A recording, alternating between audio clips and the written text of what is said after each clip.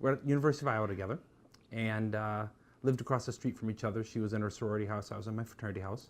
And I knew all of her friends. From a couple of them had dated guys in my fraternity house. I had been in class with several of them. And so I knew virtually everyone in the house. And it was in the fall, and they were all going out to another fraternity's fraternity party. And so we were talking, and they said, oh, we'll stop over before we go. And it was like a Friday night. So all right, great, fine. So they all come traipsing over in their dresses, and there were 7 or 8 of them. And me and my roommate and a couple other guys, oh, hey, how are you? Good to see you, have a good time, talk. And they got done, they walked out, and my roommate and I looked at each other and went, who was the blonde in the blue dress? She was the only person I didn't know. I had known all the rest of them, it was the only one I didn't know. So about a week later, we had a Halloween party. She came over with her friends. I thought, I know you. I remember you from last week. So that's how we met. And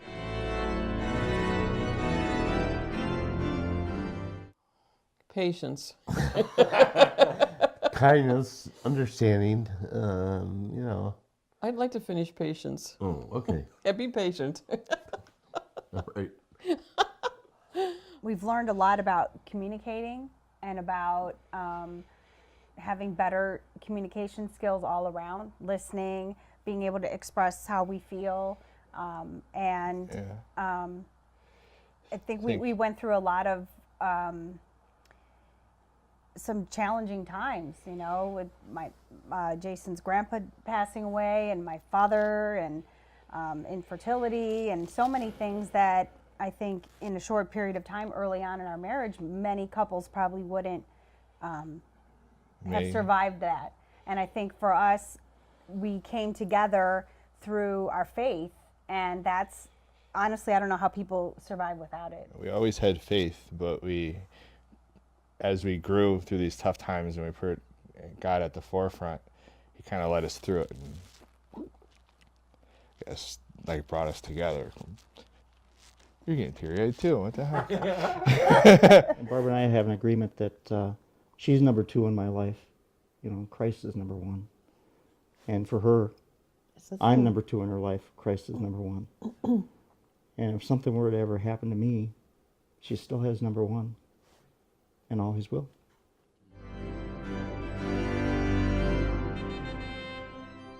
Make sure you marry your best friend. You're with them, good times, bad times.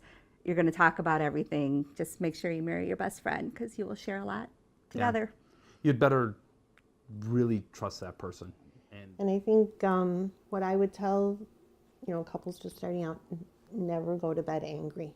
I mean, there's been times where we've had discussions where he's had his opinion, I've had mine, and we're talking, and we got to go to work the next day, and it's 2:00 in the morning, but we're not going to bed angry.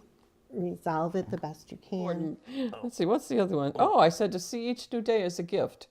And you have to have a partnership. You have to trust the other person. You have to respect the other person. And sometimes that means that, when you respect them, that means that sometimes when you don't necessarily, you have their back all the time with everyone, always. They're your person, they're your partner, they're your equal. And love without sacrifice isn't true love. So sacrifice for each other every day.